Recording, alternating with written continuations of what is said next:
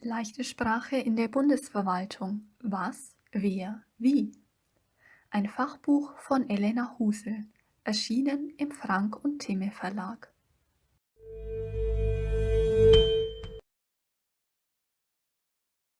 Hallo, ich bin Elena Husel und begrüße Sie sehr herzlich zu dieser Buchpräsentation. Beginnen wir mit einigen Fakten zum Buch. Das Buch ist der 12. Band in der Reihe Easy Plain Accessible des Frank und Thieme Verlags. Es ist ein Taschenbuch mit 250 Seiten und auf der Produktseite des Verlages können Sie das Cover und Inhaltsverzeichnis einsehen und herunterladen. Außerdem steht Ihnen ein 25-seitiges PDF mit der englischsprachigen Übersetzung aller Abbildungen mit zusätzlicher Erklärung kostenlos zur Verfügung. Sie finden das Dokument unter Anhänge. Ausgangslage ist die veränderte Rechtslage barrierefreier Kommunikation, begründet durch die UN-Behindertenrechtskonvention, das Behindertengleichstellungsgesetz und die Barrierefreie Informationstechnikverordnung 2.0. Seit Juni 2021 sind öffentliche Stellen verpflichtet, ein Basisangebot in leichter Sprache und in Gebärdensprache auf ihren Webseiten bereitzustellen. Die Bundesbehörden, die zu den öffentlichen Stellen zählen, sollen leichte Sprache vermehrt einsetzen und BehördenmitarbeiterInnen sollen ihre Kompetenzen zum Auf- und Ausbau leichter Sprache erweitern. Diese Rechtslage hat dazu geführt, dass alle Bundesbehörden über einen eigenen leichte Sprache-Reiter verfügen, der über ein Symbol in der Kopfzeile angesteuert werden kann. In diesem Reiter sind oft nur die gesetzlich geforderten Informationen enthalten, wie beispielsweise die Vorstellung der Behörde und die Hinweise zur Navigation auf der Internetseite. Einige Behörden bieten darüber hinausgehende analoge und digitale Materialien an, die allerdings oft dezentral auf der Seite platziert sind. Wir befinden uns also jetzt an der Schwelle zwischen der Etablierung und der zu erwartenden Vervielfachung von Angeboten in leichter Sprache. Hier setzt mein Buch mit einer Bestandsaufnahme zu leichter Sprache in der Bundesverwaltung an. Das Buch beantwortet 3 Fragen. Die Frage was? Was ist barrierefreie Kommunikation und leichte Sprache allgemein, aber auch im Kontext der Verwaltung? Und die Frage wie? In welchen Phasen verläuft die Herstellung leichter Sprache? Und die Frage wer? Welche Profile weisen die AkteurInnen auf, die auf behördlicher Seite in die Prozesse leichter Sprache eingebunden sind? Diese Fragen spiegeln sich auch im Aufbau meines Buches wider. Die ersten 30% des Buches sind den theoretischen Grundlagen gewidmet, beantworten also die Frage was. Die nächsten 30% des Buches beantworten die Fragen, wer in der Bundesverwaltung an leichter Sprache arbeitet und wie diese Arbeitsprozesse aussehen. Um diese Fragen zu beantworten, habe ich eine empirische Studie durchgeführt und BehördenmitarbeiterInnen interviewt.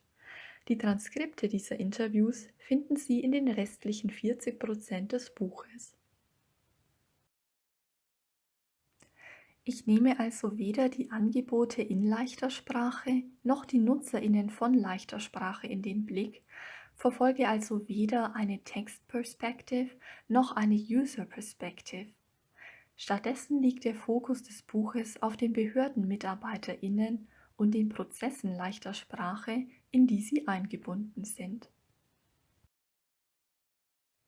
Lassen Sie uns jetzt einen Blick ins Buch werfen.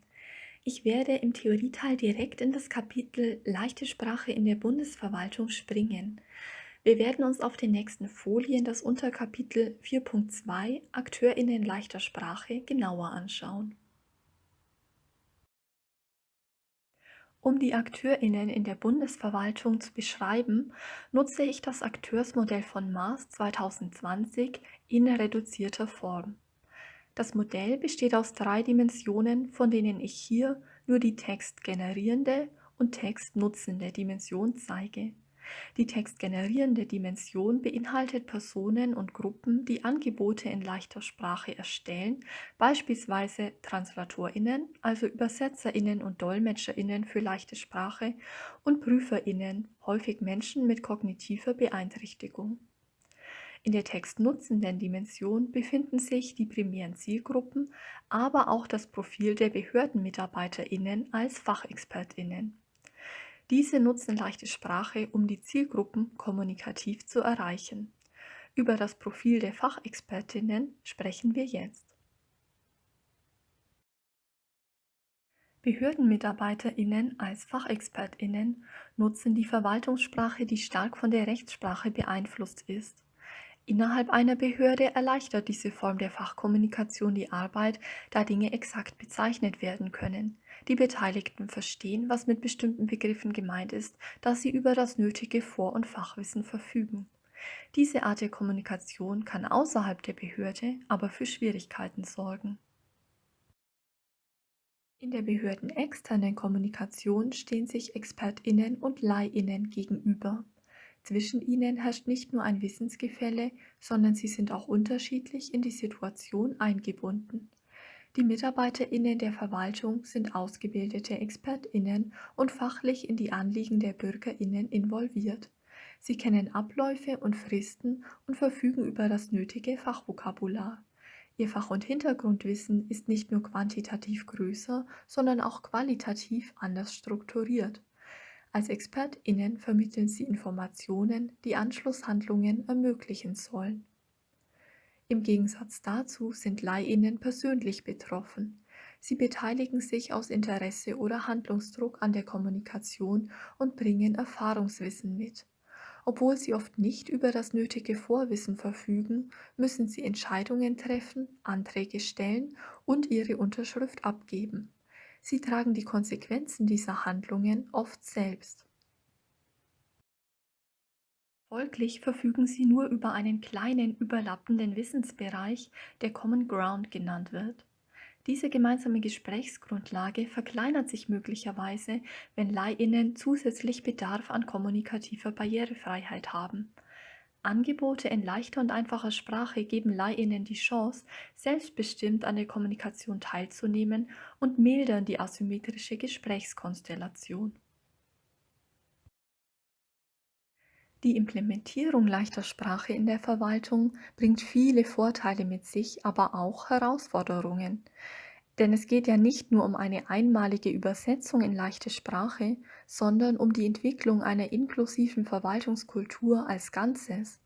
Möglicherweise können Menschen erstmals mit Behörden in Kontakt treten, die vorher von der Kommunikation ausgeschlossen waren. Das erfordert natürlich auch ein Umdenken auf der Behördenseite. Zum Beispiel können MitarbeiterInnen bei gemeinsamen Begehungen mit Betroffenen Offenheit und Sensibilität üben. Schulungen zu Diskriminierungsrisiken und Behinderungsformen helfen den ExpertInnen der Verwaltung, die Ratsuchenden mit einer proaktiv empathischen Haltung zu empfangen. Das war ein kleiner Ausschnitt aus dem Theorieteil. Schauen wir jetzt kurz auf die Methodik, die meine Forschung einläutet. Ich habe im Frühjahr 2021 Interviews mit 6 MitarbeiterInnen von Bundesbehörden geführt. Das waren explorative ExpertInnen-Interviews, die zur Erschließung eines noch unerforschten Forschungsfeldes dienen. Die Interviews waren halb strukturiert, also auf einem Leitfaden gestützt, der flexibel gehandhabt wurde. Außerdem habe ich 5 E-Mail-Korrespondenzen mit BehördenmitarbeiterInnen ausgewertet, die sich nicht zu einem Interview bereit erklärten. Anschließend habe ich die Aufnahmen der Interviews verschriftlicht und Grob- bzw. Minimaltranskripte angefertigt. Dabei habe ich die Daten anonymisiert, so wie es von den Interviewten gewünscht wurde. Daher finden Sie im Buch manchmal die Nennung von Name und Behörde, nur die Angabe der Behörde oder eine vollständige Anonymisierung. Die E-Mail-Korrespondenzen habe ich ebenfalls in Transkriptform gebracht. Anschließend habe ich die gewonnenen Informationen mit Hilfe der inhaltlich strukturierenden qualitativen Inhaltsanalyse von Kuckartz ausgewertet. Schließlich habe ich zwei thematische Kategorienbäume gebildet. Die Ergebnisse aus den erhobenen Daten finden Sie in zwei Kapiteln des Buches. In Kapitel 6 Analyseergebnisse fasse ich die Daten aller 11 Befragten anhand der Kategorienbäume zusammen. In Kapitel 7 Zusammenfassung bekommen Sie die Ergebnisse noch einmal knapper und abstrahierter präsentiert. Hier unterscheide ich zwischen den Daten aus den Interviews und den Ergebnissen der E-Mail-Korrespondenzen. Jetzt zu den Ergebnissen. Sie erinnern sich, dass der empirische Teil des Buches Antwort auf zwei Fragen geben sollte. Als Antwort auf die Frage wie, in welchen Phasen entsteht leichte Sprache in der Bundesverwaltung, habe ich ein Ablaufschema entwickelt. Die Datenlage zur Frage wer, also welches Profil weisen die für leichte Sprache zuständigen Personen auf, ging über den derzeitigen Forschungsstand hinaus. Auf dieser Grundlage habe ich einen Vorschlag zur Modifikation des Akteursmodells von Maß gemacht. Fangen wir mit dem Ablaufmodell an. Die erste Phase ist die der Vorbereitung. In dieser Phase fragen sich die Verwaltungsexpertinnen, welche Texte in Standardsprache sie der Übersetzung in leichter Sprache zugrunde legen möchten und ob sie über das gesetzlich geforderte Angebot hinausgehen möchten. Außerdem überlegen sie, welche Zielgruppen sie mit dem Angebot kommunikativ erreichen können. Die zweite Phase ist die der Translation. Sie umfasst im Kern die Übersetzung, Prüfung und Bildauswahl. Dazu werde ich gleich noch etwas sagen. Die letzte und dritte Phase im Prozess ist die Phase der Publikation. Hier stellt sich die Frage, in welcher Medialität leichte Sprache aufbereitet werden soll. Als Webseitentext, Broschüre oder Audio? Sobald die Angebote eine bestimmte Medialität haben, können sie über verschiedene Kanäle verteilt werden, im Fall der Broschüre beispielsweise per Post. Schließlich erreichen die Angebote ihre finalen Auslageorte, zum Beispiel in einem Wartezimmer, und sind dann für die Zielgruppen und weitere Interessierte verfügbar. Hier ist die Hauptphase der Translation noch einmal im Detail. Auf der rechten Seite sehen Sie die Abkürzungen E1 bis E6. Diese stehen für die interviewten ExpertInnen. Die drei Symbole oben verraten Ihnen, dass die Translationsphase aus Übersetzung, Prüfung und Bildauswahl besteht.